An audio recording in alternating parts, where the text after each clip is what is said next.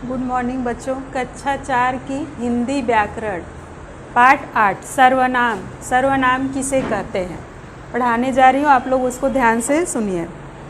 तो सर्वनाम वे शब्द होते हैं जो संज्ञा के स्थान पर प्रयोग किए जाते हैं। सर्वनाम वे शब्द हैं जिनका प्रयोग संज्ञाओं को दोहराने से बचने के लिए उनके स्थान पर प्रयोग किया जाता है। यानी कि सर्वनाम वे शब्द होते हैं जो संज्ञा के स्थान पर प्रयोग किए जाते हैं।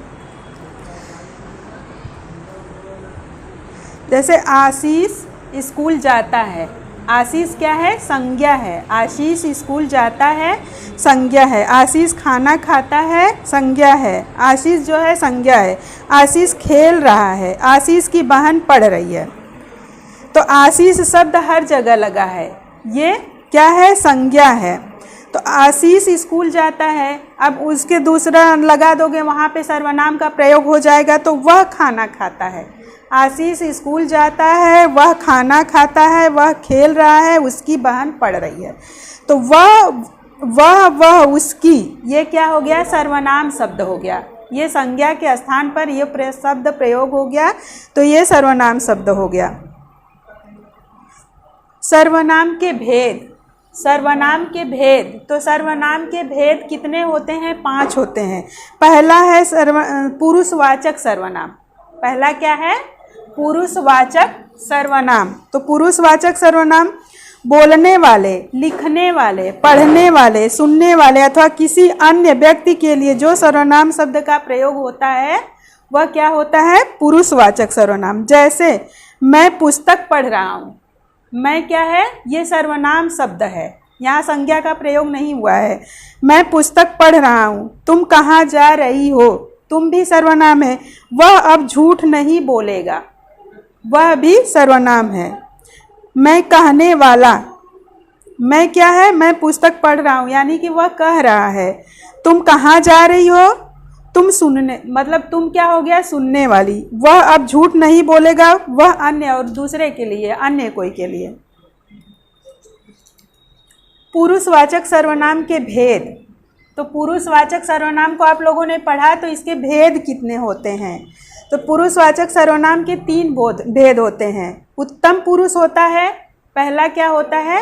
उत्तम पुरुष, बात करने वाला, वक्ता, जो बात करता है, पहला उत्तम पुरुष होता है। जो बात करता है उसको कहते हैं उत्तम पुरुष, वक्ता होता है। जैसे मैं, मेरा, हमारा, हमें, हम, हमसे, मुझे, हमको आदि, ये क्या है? वक्ता है। दूसरा है ख, मध्यम पुरुष। दूसरा क्या है? मध्यम पुरुष, बात सुनने वाला। उसे बात सुनने वाले को क्या कहते हैं? श्रोता। जो हमारी बातों को सुनता है वह श्रोता है, उसको मध्यम पुरुष कहा जाता है। जैसे तू, तुम, तुम्हें, तुम्हारा, तुमको, आप, आपका, आपसे आदि, ये क्या है? मध्यम पुरुष।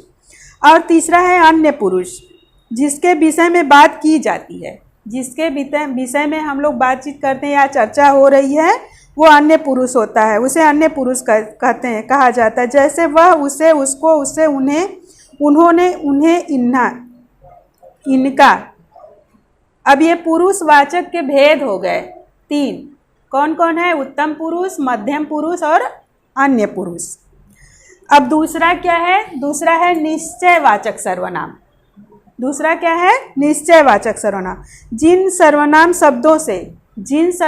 शब्दों से किसी वस्तु या व्यक्ति का निश्चित ज्ञान होता है, उन्हें निश्चयवाचक सर्वनाम कहते हैं। जिन सर्वनाम शब्दों से किसी वस्तु या व्यक्ति का निश्चित रूप से पता चलता है या ज्ञान होता है, उसे हम क्या कहते हैं? निश्चयवाचक सर्वनाम।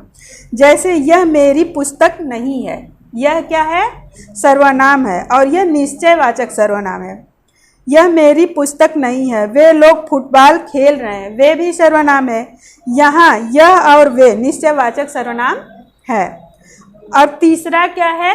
अनिश्चयवाचक सर्वनाम। अनिश्चय मतलब जिसके बारे में कुछ पता ना हो। जिन सर्वनाम शब्दों से किसी वस्तु या व्यक्ति का कोई निश्चित ज्ञान न हो, अर्थात ठीक ठाक से पता न चले, उन्हें अनिश्चयवाचक सर्वनाम कहते हैं। जैसे मेरी आंख में कुछ गिर गया, कुछ क्या है? अनिश्चय है। वह गमला किससे टूटा, किससे है? अनिश्चय। यहाँ अब चौथा है संबंधवाचक संबंध सर्वनाम। संबंध जिसे किसी के बारे में संबंध का पता चलता है वो संबंध। जो सर्वनाम संज्ञा अथवा दूसरे सर्वनामों पर परस्पर संबंध जोड़ते हैं उन्हें संबंधवाचक सर्वनाम कहते हैं। जो सर्वनाम संज्ञा अथवा दूसरे सर्वनामों का परस्पर संबंध जोड़ते हैं वह सर्वनाम शब्द संबंधवाचक सर्वनाम शब्द कहलाते हैं। जो जैसा करेगा वैसा भरेगा। जो जैसा करेगा वैसा भरेगा। तो जो जैसा और वह वैसा ये क्या है? संबंधवाचक सर्वनाम है। वह व्यक्ति कौन था जो दुर्घटना में मारा गया? जो क्या है? संबंधवाचक सर्वनाम। अब पांचवा है प्रश्नवाचक सर्वनाम। पांचवा क्या है? प्रश्नवाचक सर्वनाम, जिससे प्रश्न पूछा जाता है, पता चलता है कि नहीं प्रश्न पूछा गया है। जिन सर्वनाम शब्दों का प्रयोग प्रश्न पूछने के लिए किया जाता है, जिन सर्वनाम शब्दों का प्रयोग प्रश्न पूछने के लिए किया जाता है उसे प्रश्नवाचक सर्वनाम कहते हैं। जैसे इस प्रश्न का उत्तर कौन देगा? ये क्या हो गया? प्रश्नवाचक सर्वनाम। कौन? इस प्रश्न का उत्तर कौन देगा? तो कौन क्या है? प्रश्नवाचक सर्वनाम। क्या मैं अंदर आ सकता हूँ? क्या भी है? प्रश्नवाचक सर्वनाम। तो इसको बच्चों आप लोग पढ़ लीजिएगा अच्छे से। संज्ञा शब्दों की तरह सर्वनाम शब्दों का प्रयोग भी एक वचन और बहुवचन दोनों में होता है। Thank you.